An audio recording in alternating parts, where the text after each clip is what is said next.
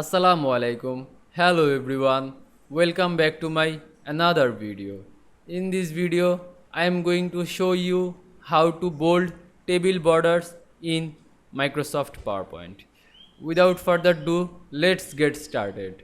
At first, you have to click New Slide drop-down menu. Then create a blank slide. Then go to Insert menu and insert a table. Then go to table design option. Then go to borders and select all borders. Now I am show you how to bold this all borders very easily. Select this table. Go to table design option.